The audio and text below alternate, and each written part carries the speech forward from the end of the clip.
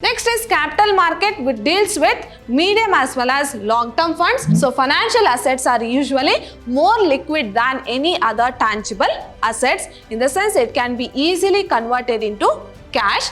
So debenture means what? It is a fixed asset which is having a fixed rate of dividend, even though if the organization is in profit or loss, but these debenture will get fixed rate of interest.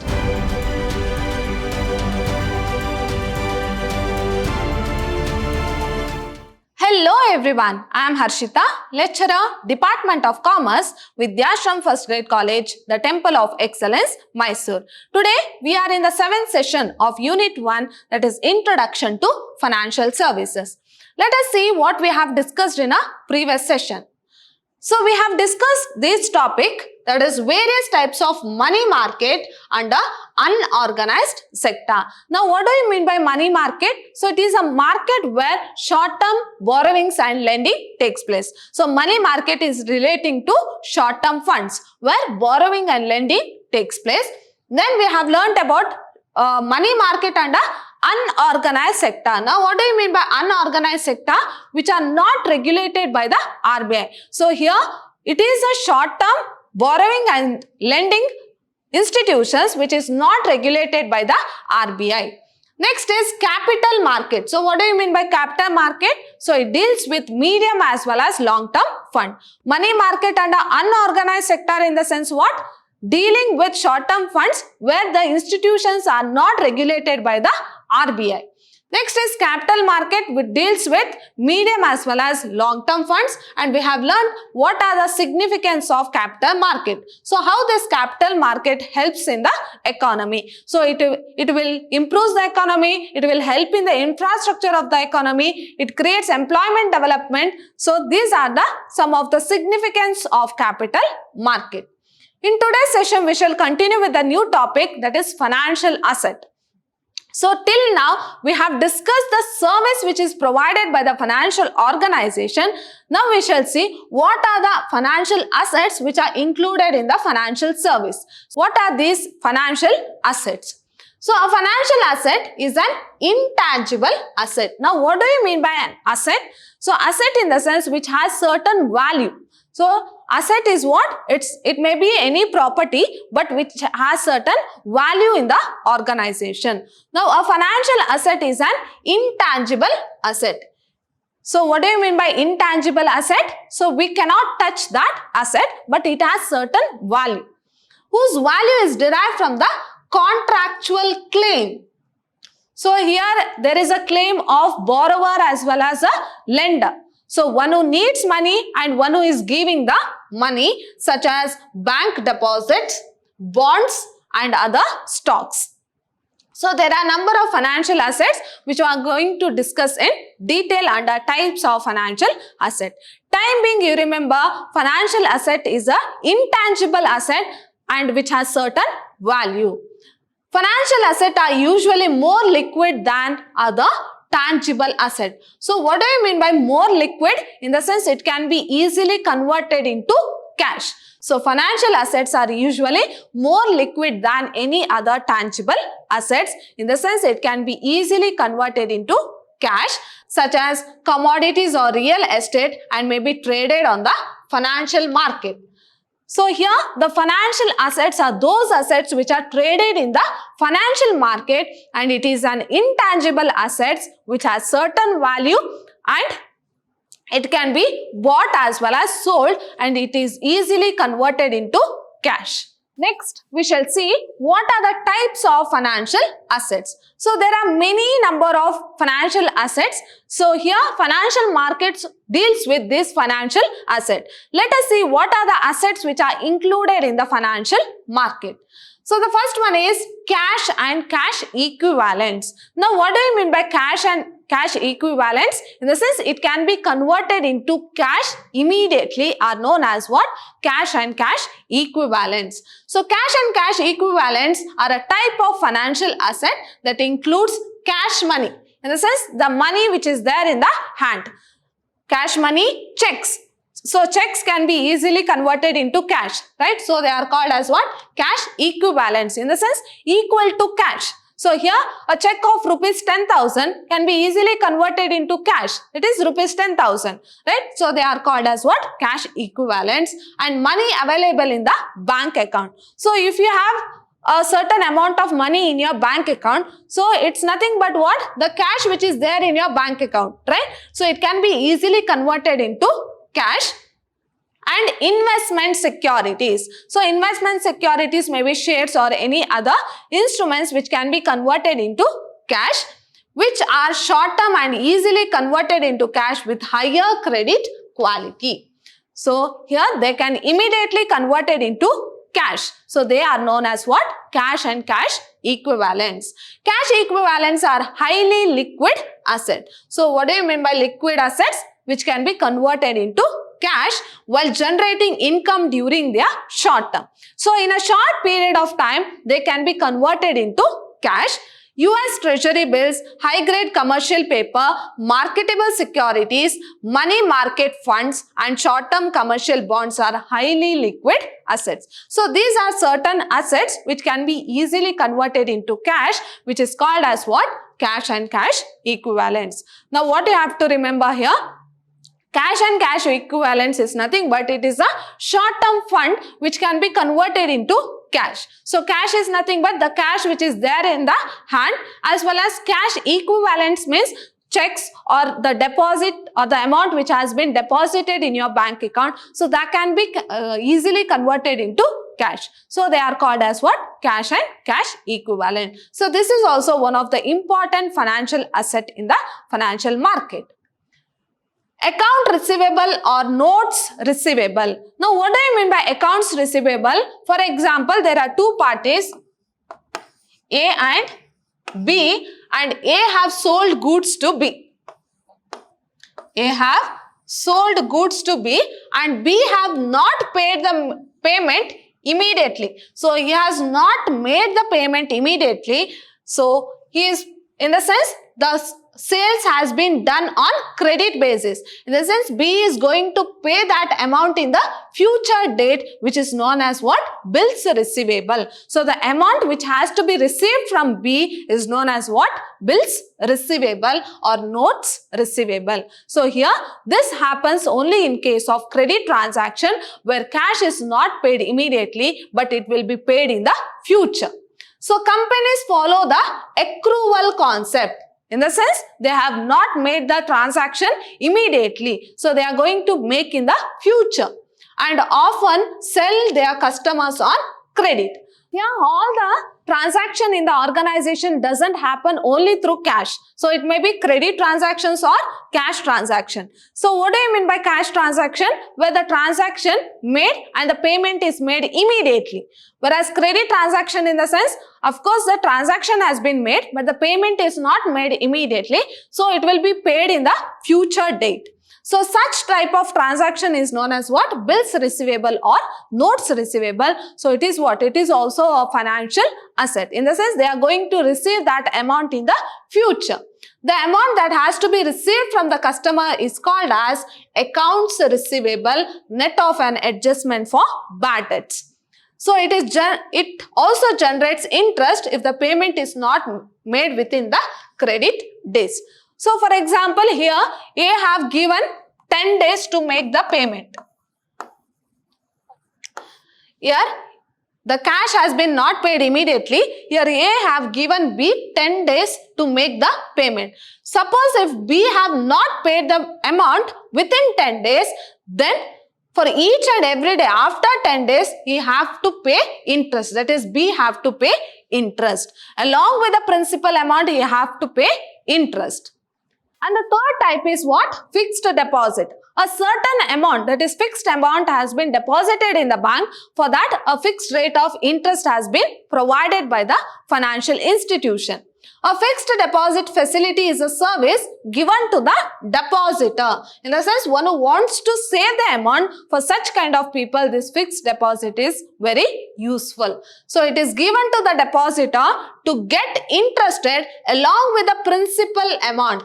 Along with principal amount, So along with the principal amount, he also gets the interest in fixed deposit on the maturity date. On the date of maturity, along with principal amount, he can get the interest also. For example, depositor makes a fixed deposit of rupees 1 lakh. So here a depositor have invested in fixed deposit of rupees 1 lakh with a bank at 8% simple interest for how much? For 1 year. Now he has invested in the bank, that is rupees 1 lakh for 1 year at a rate of interest of 8%. On the maturity date, the depositor will receive 1 lakh and 8,000. 1 lakh plus 8,000, that is 1 lakh is the principal amount and 8% is the interest. So along with principal and interest, he will get the amount. So 1 lakh into 8%, so he will get 8,000. So total he will get 1 lakh 8,000 amount after 1 year, that is on the maturity date. So that is what fixed deposit. Next, equity shares. So what do you mean by share? For example, if an organization want rupees 1 lakh. Now, here he goes for a loan and he takes 50,000 from the bank. So 50,000 is provided by the bank. And rest 50,000 what he will do? Again he want 50,000. So what he will do? He will divide this huge amount into smaller units. So he will divide that huge amount into smaller units. Each unit is of 10 rupees.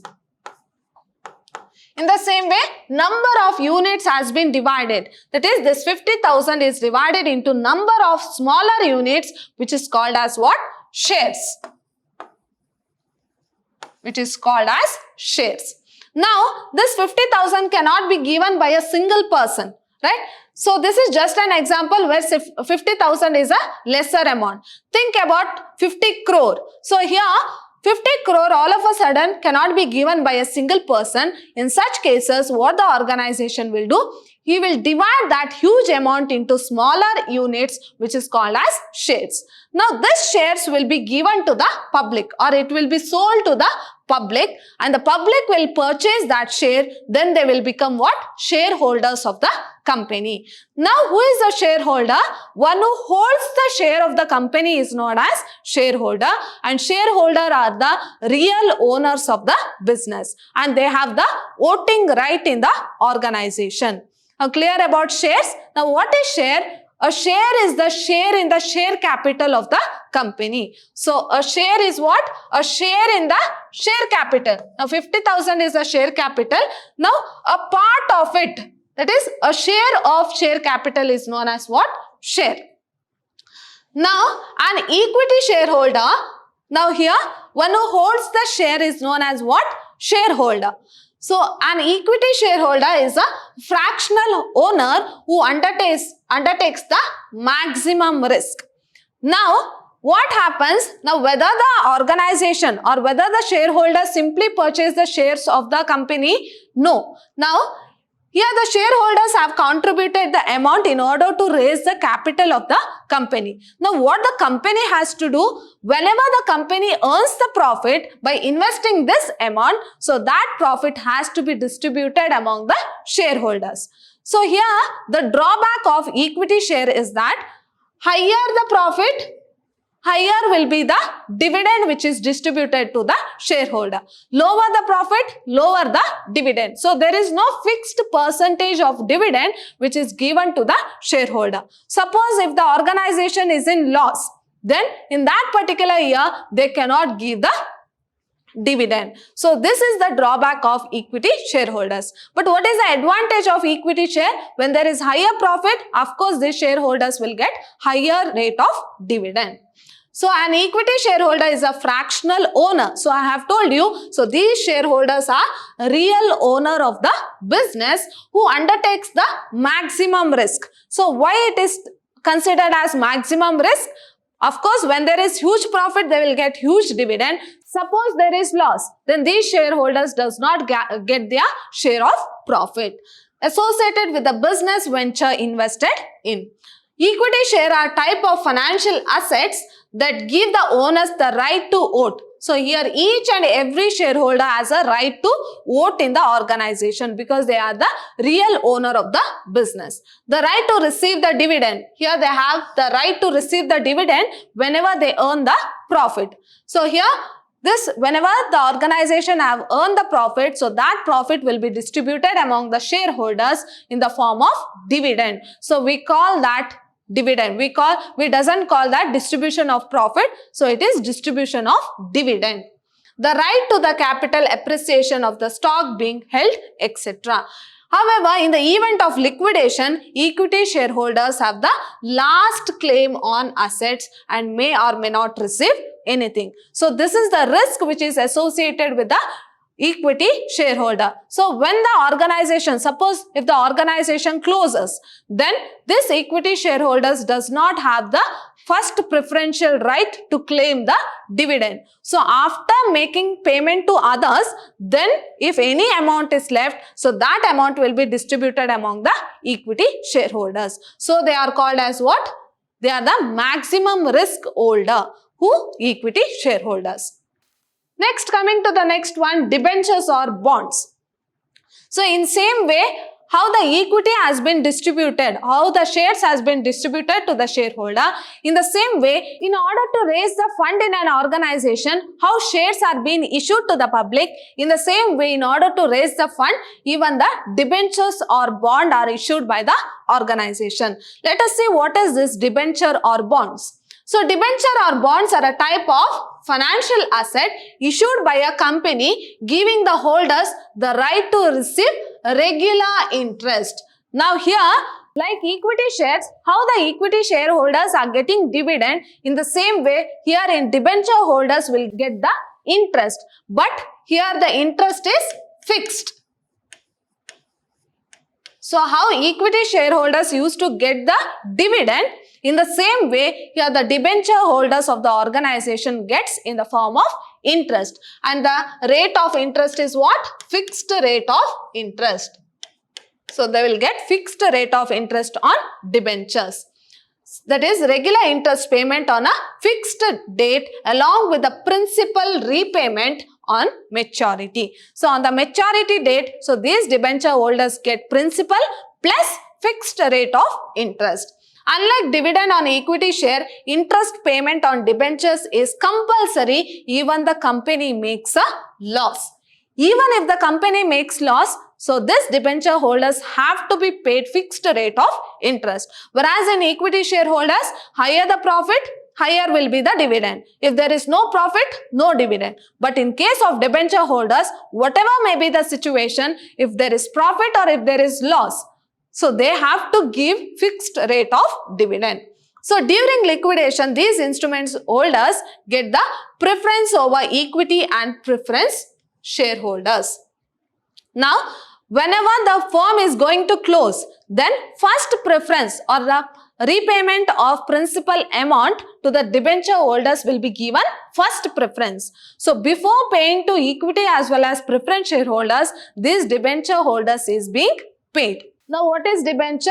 So debenture means what? It is a fixed asset which is having a fixed rate of dividend, even though if the organization is in profit or loss, but these debenture will get fixed rate of interest. Next is preference shares.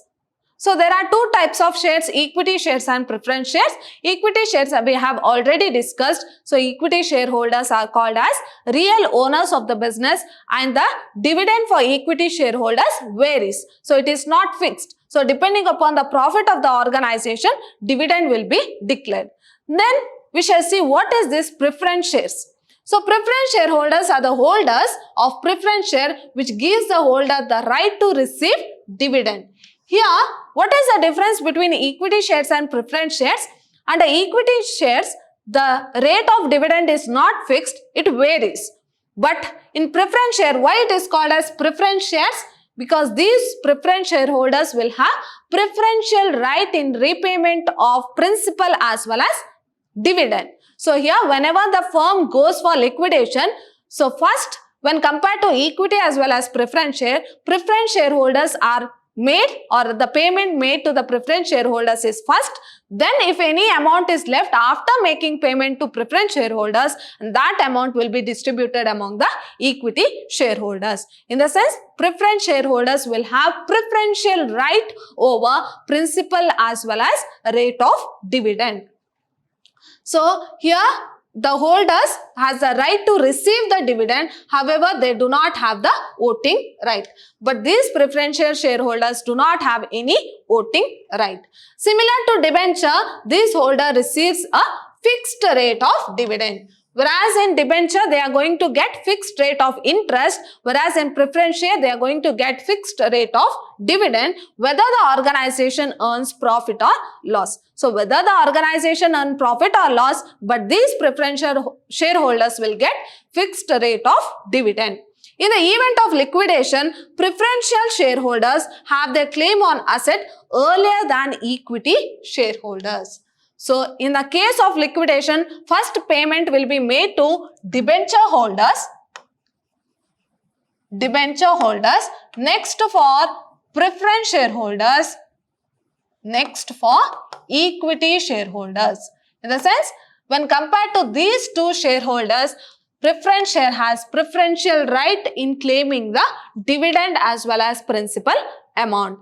That is, they have the claim on asset than equity shareholders, but later to debenture and bond holders. Later, after making payment to debenture or bond holders, then next preference goes to preference shareholders. After making payment for both, if any amount is left, then the amount will be goes to equity shareholders. So here equity shareholders are called as what? Risk takers of the organization. But they are the real owners, whereas preferential shareholders are not the real owners. Here the preferential shareholders do not have the right to vote, whereas equity shareholders have a right to vote in the organization. Next is mutual funds. So what do you mean by mutual funds? Here I have told you in a previous session, there are many number of small investors who don't have sufficient amount of money in order to invest in the big ventures. So here small investors do not have sufficient amount of money in order to invest in big ventures. So what this mutual fund will do? So it will pool the amount of all small investors. So there are number of small investors who is having small amount of money. So all that small savings will be brought together. In the sense, all that small savings will be pooled together and that amount will be invested in the big profitable ventures. So higher the profit, higher will be the risk, right? So when the amount is high, that the investment is high, of course they will get high rate of return, and that rate of return or the profit what they get, so that will be distributed among these small investors. Now clear about mutual fund? Mutual fund is nothing but savings or pooling the saving of small investors and investing that amount in big profitable ventures. So whenever the venture earn profit, so that amount will be distributed among these small investors. So it will be helpful for both small investors as well as the organization. So one hand, they will get high rate of return, that is for the investors, and on the other hand, it will help the organization to get the fund. So mutual fund collect money from small investors and invest such collected money in financial markets. So they will invest in financial markets including equity market, commodity and debt market. So this small investment or the small savings will be pooled together and that will be invested in financial markets. The mutual fund holder receives unit in exchange for their investment. So whenever the organization or whenever the amount which is being invested, so when it earns profit, so that profit will be distributed among these investors in smaller units. So depending upon the amount what they have invested, in that ratio, this profit will be distributed, which is bought and sold in the market based on the market price. The return on investment, that is the profit what they are getting on investment, is simply the sum of its capital appreciation. So it helps the small investors to increase the profit. Along with the sum invested, along with that they will get extra amount of profit. So it is a capital appreciation and any income generated on the original amount of investment. At the same time, the fair value of the units may diminish, which is a loss to the unit holder. Suppose it is a loss, then it is a loss for these small investors. Next, interest in subsidiaries, associates and joint ventures. Now here, so the main company is known as what? Parent company. The main company is known as parent company and the branches are known as what? Subsidiary company. Now, how the investment happen here? Here, whatever the transactions of subsidiary company will be pooled in the parent company and that amount will be invested in the profitable ventures. And when they earn profit, so this profit has to be distributed to the subsidiary companies also. So this is what happens in interest in subsidiaries, associates and joint ventures. Now, what do you mean by joint venture? Here, two or more group of companies come together and they invest in one particular activity. So, in that activity, if they earn profit, that will be distributed among all other associates, that is all other companies. So, a company whose more than 50% stock is controlled by another company, that is parent company. So, here the stock is more than 50% more. So, here the stock, so upon 100%, if the share is more than 50%, then it is called as what? Parent company is a subsidiary. So, other companies are called as what? Subsidiary companies. So, a parent company will consolidate finance from its own operation and include operation of its subsidiaries also. So, here the operations of subsidiaries will be taken by the parent company and carry them on its own consolidated financial statement. Now, the financial transactions of subsidiary companies also goes to parent company. A subsidiary provides the parent with dividend and share of earnings. Now, that amount will be invested and if they earn profit, it will be given to the subsidiary company also. A joint venture is an arrangement whereby the parties that have joint control over the rights to net assets of the arrangement. So, this I have told you. So, when an organization wants to go for big venture, then what they will do? A group of companies join together and they will conduct the activities or they will invest the activities or invest in the activities. So, whatever the profit they are going to earn, so that will be distributed among all the group of companies. So, an associate is an entity over which an investor holds 20% or more of the voting power. So, here associate is nothing but who is having 20% or more than the voting power. As opposed to the subsidiary, the investor company does not consolidate the associate company's financial but records the associate company's value as an investment in its balance sheet. Next, the share of profit earned by the associate or joint venture is shared and recorded in the investor books. So, here whatever the profit they are going to share, it will be distributed among the subsidiary company as well as this venture companies. And the next ninth one is insurance contract. So, this we have already discussed in a previous session. So, there are two parties in insurance contract. One is insurer, that is company. Next, insured. So, insured may be a person or property. Now, insurer takes the risk of insured. So, insurer is what? It is an insurance company. So, insurer takes the risk of insured. It may be on life or it may be on property. Now, what the insured has to do? He has to make the payment on a regular basis and this agreement is known as what? Insurance policy.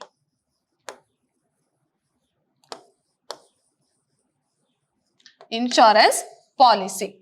Now, there are two parties, insurer and insured. Insurer is what? It is an insurance company. Whereas insured may be a person or property.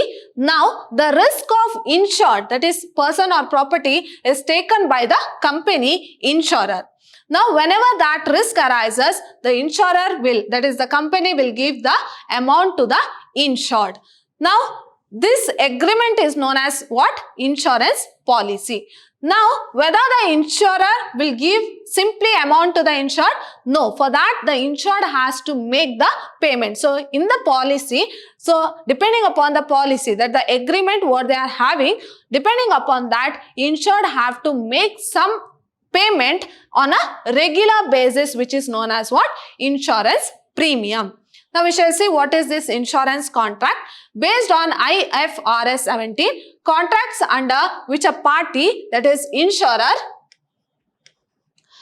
accepts significant insurance risk. Here the company takes the risk and agrees to compensate the other party, that is insured, or is also called as what? Policy holder. If a specified uncertain future event, which is also insured event, adversely affects the policy holder. If something happens to the insured in the future, so they will make a policy. So there is an agreement between the two party which is known as insurance policy. So in the insurance policy, they will mention that if something happens to the insured in the future, then insurer will compensate that amount. Till the event occurs, what the insured has to do? He has to make a regular payment, which is known as what? Insurance premium. So hence the value of the contract is derived from the risk that the policy is covering. For example, now the insurer have given life insurance to the person. So if something happens to his life, then the insurance company has to give that compensation to the insured person. And this insured person on a regular basis, he has to make the payment which is known as insurance premium. So life insurance policy pay the insurance holder on maturity and are financial asset at the time of maturity. So these are also called as what? Financial asset. So this policy is what? It is a financial asset. This policy pay the maturity amount of the policy. So on the maturity date, so here the insured is getting some amount, so it is what? It is a financial asset for insured. Next, right and obligation under lease. Now, what do you mean by lease? So, there will be two parties and one party is having a property and the other party is in need of that property. So, this one who is having the property can give the property to the other person to use the asset for a certain period of time. So this also we have discussed in a previous session. For example, there are two parties A and B, and A is having a vehicle. Now B is in need of that vehicle. A can transfer that vehicle to B on the condition that he can use that asset for a particular period of time. So B will not become the owner of the asset, only he can use that asset for a particular period of time. So a lease is a contract under which one party allows other party to use the property. For this, for the party who is using the asset, so he has to make payment to the owner of the asset, which is known as what? Lease rent. So simply he cannot use the asset for a period of time. He has to give some amount which is known as lease rent for the owner of the asset for a specified time in return for a periodic payment, which is known as what? Lease rent. Such receivables are financial asset as it generates an asset to the company for the asset being used by another party. For using of asset by another party, so it generates some income, right? So it is called as what? Financial asset. Next, share-based payment. Now, what is this share-based payment? Now, there are two parties here. See this picture. There are two parties. So, this is an organization and he is a supplier. Now, the organization needs goods from the supplier. So, the supplier provides goods or services to the organization. Now, the organization will not make the payment in the form of cash. Instead, what the organization will do? The organization will issue shares to him. So, instead of making payment to that amount, the organization will give the share to the supplier. So, instead of making payment in the form of cash, shares will be given to the supplier. So that is not known as what? Share-based payment. So share-based payment arrangement are between an entity and other party. So here it is a two party, that is entity and another party, that entices the other party to receive cash based on the value of equity instrument. So instead of paying cash, so this equity shares will be given to the supplier. Now the supplier will become the owner, real owner of the organization. So he will get the dividend also. So including shares and share options. Example, an entity acquires particular assets in exchange of equity instruments. So here goods as well as service has been given by the supplier to the organization. So in return for that, the organization have not made the payment in cash. Instead, it has issued equity shares. Next, derivatives. So derivatives are contract whose value is derived from the underlying asset. So using some asset, so here there are certain asset. So using this asset, amount can be taken. So using the asset, the amount can be taken. So that is known as what? Financial asset. So derivatives are contract whose value is derived from the underlying asset. For example, the value of asset is rupees 1 lakh. So using this asset, 1 lakh can be taken by a person or organization. So used for hedging, speculation, arbitrage, opportunities, etc. However, unlike debt instrument, no principal amount or investment income accrues from such a contract.